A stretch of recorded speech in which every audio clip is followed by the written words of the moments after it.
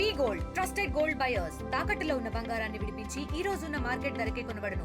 మరిన్ని వివరాలకు సంప్రదించండి 7771077720. Welcome to hot TV crime scene.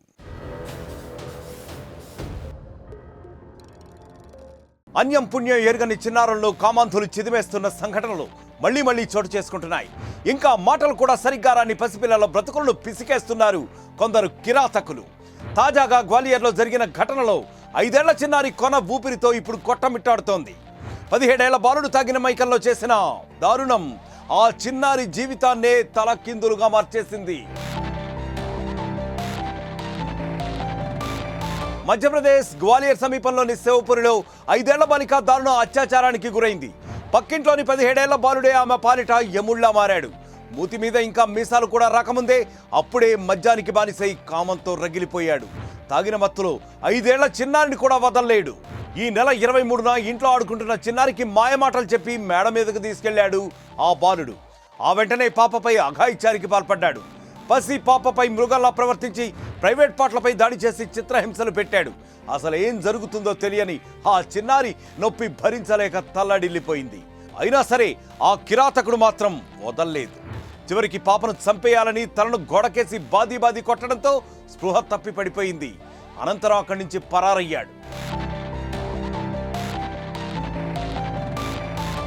2 గంటల పాటు చిన్నారి కోసం వెతికిన తల్లిదండ్రులు టెర్రస్పై ఒంటి నిండా తీవ్ర గాయాలు, రక్తపు మడుగులో అచేతనావస్థలో పడిపోయిన పాపను గుర్తించారు. వెంటనే చిన్నారిని గ్వాలియర్లోని ఆసుపత్రికి తరలించారు. చిన్నారి పరిస్థితి చూసి వైద్యులే షాక్ అయ్యారు. తల నుంచి కాళ్ల వరకు తీవ్ర గాయాలు, ప్రైవేట్ పార్ట్స్ మొత్తం పూర్తిగా దెబ్బతినడంతో చిన్నారికి చికిత్స చేయడమే కష్టతరమైందని చెప్పుకొచ్చారు వైద్యులు. అయినా 3 రోజుల పాటు తీవ్రంగా శ్రమించి ప్రైవేట్ పార్ట్లలో 28 కుట్లు వేశారు. కడుపులో పెద్ద పేగుకు తీవ్ర గాయం కావడంతో కొలోస్టమ్ సర్జరీ చేశారు. అయినా చిన్నారి పరిస్థితి ఇప్పుడు కూడా విషమంగానే ఉందని వైద్యులు వెల్లడిస్తున్నారు. పాప స్పృహలోనే ఉన్నా మాట్లాడలేకపోతోందని తెలిపారు.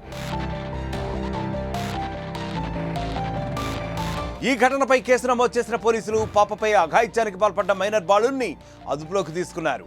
నిందితుడు మద్యం మత్తులోనే ఇంతటి దారుణానికి ఒడిగట్టాడని గుర్తించారు.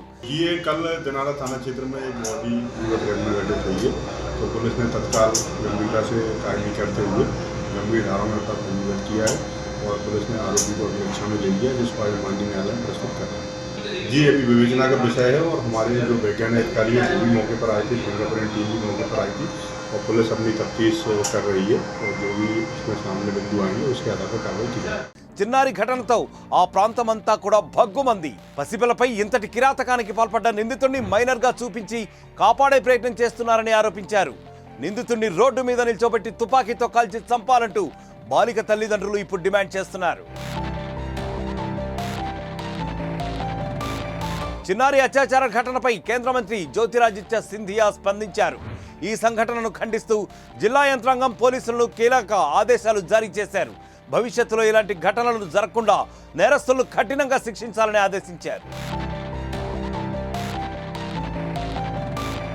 బాలికా సంరక్షణ చట్టాలు ఎన్ని ఉన్నా సరే, నిర్భయ వంటి కఠిన చట్టాలు అమలవుతున్నా సరే అత్యాచారాలు మాత్రం ఆగడం లేదు.